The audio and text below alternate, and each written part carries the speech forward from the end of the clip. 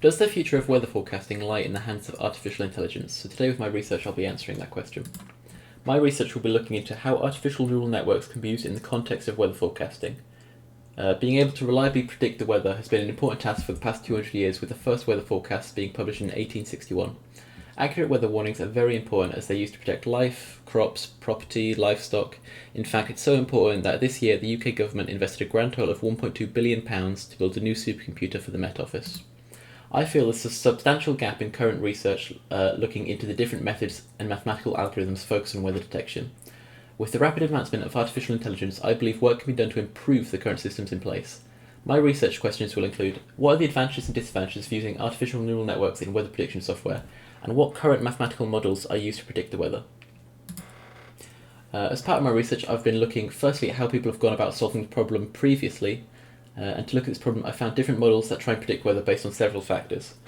So one artificial neural network I found was DICAST, which was an example of an earlier model of artificial intelligence, and one advantage of DICAST, it can be trained on a relatively limited data set, as little as 30 to 90 days, and updates dynamically.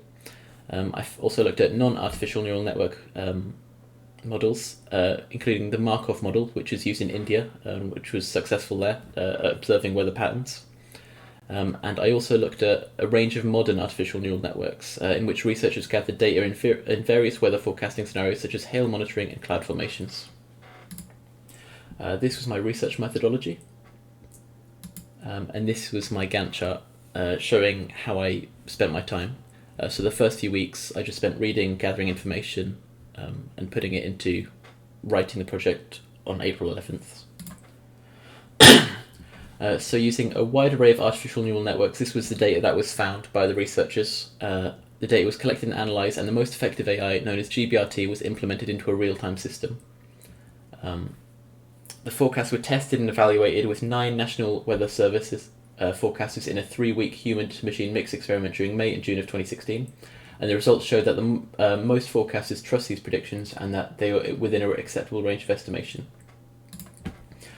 So in conclusion, artificial intelligence is by design a system to constantly reflect and optimize itself.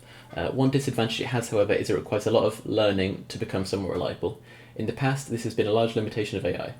More recently, though, the advancements in efficient manipulation of big data makes it more feasible for artificial intelligence to learn the patterns and optimize to the point where they are the leading method of weather prediction.